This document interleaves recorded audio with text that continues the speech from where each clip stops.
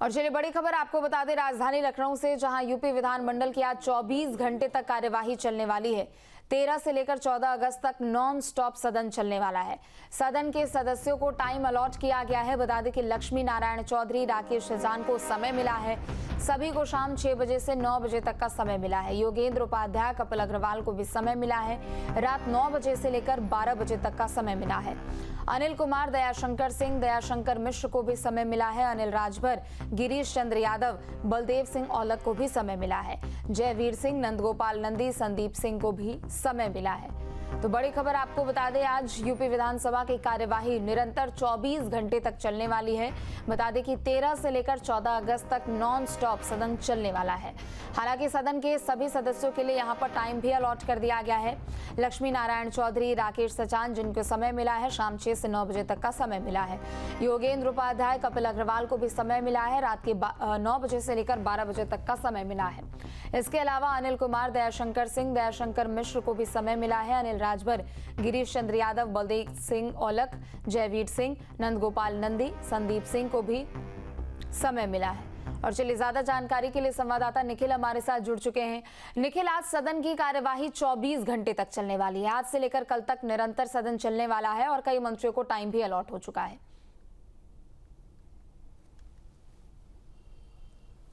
देखिए, 24 घंटे के सदन की कल्पना मुख्यमंत्री योगी आदित्यनाथ ने की थी। उसके पीछे वजह यह है कि उत्तर प्रदेश के मुख्यमंत्री चाहते हैं कि 2047 तक उत्तर प्रदेश को एक विकसित प्रदेश के तौर पर लाया जाए। इसके लिए सभी जो विभाग के मंत्री हैं वो अपना अपना प्रेजेंटेशन देंगे कि 47 तक वो कैसे कैसे अपने विभागों को जो है मजबूत करेंगे, अपने विभागों को और तेज करेंगे। इसके लिए जैसा मैंने बताया कि 2047 का जो विजन रखा गया है, उसी के आधार पर आज से प्रेजेंटेशन शुरू होगा। सभी विभागों के मंत्रियों के समय को लोकेट कर दिया गया है। उसी समय पर वो अपने विभाग का प्रेजेंटेशन देंगे और इसके साथ ही अगर हम बात करें तो उसी हिसाब से विभागों का समय तय किया गया।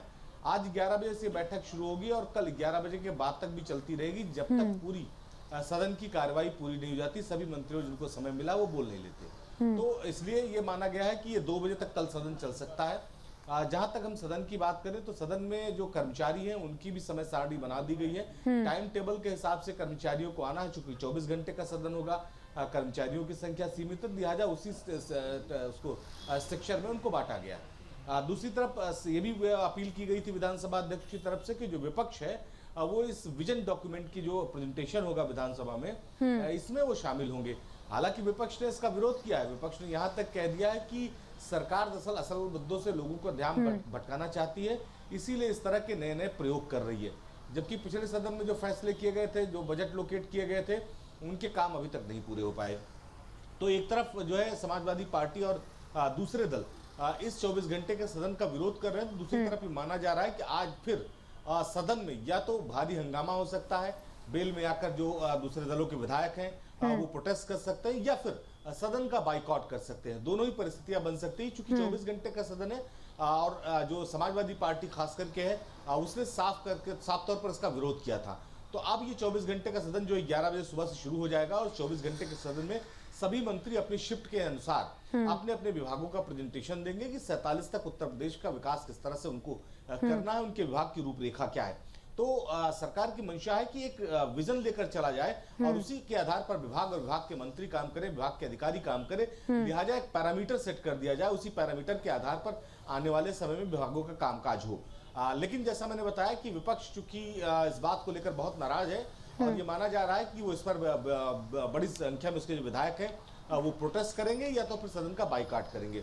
विपक्ष ने जो आरोप लगाया वो ये कहा है कि सरकार इस तरह के नए प्रयोग तो करती है, उसका इम्प्लीमेंट नहीं होता। जी बिल्कुल, चूंकि देखिए इस बार का जो मॉनसून सत्र है वो कई मायनों में खास भी है निखिल। चूंकि हमने देखा कि पहले विधायकों को एआई की ट्रेनिंग दी गई ताकि जिसके जरिए डिजिटली भी और आर्टिफिशियल इंटेलिजेंस की मदद से विधायक क्या कुछ कर सकते हैं। जहां भक्ति है हर शब्द में, कथाओं में छिपे हैं दिव्य रहस्य और ज्योतिष देता है जीवन को दिशा। धर्म से जुड़ी हर बातों को जानने के लिए हमारे चैनल स्तुति को सब्सक्राइब करें।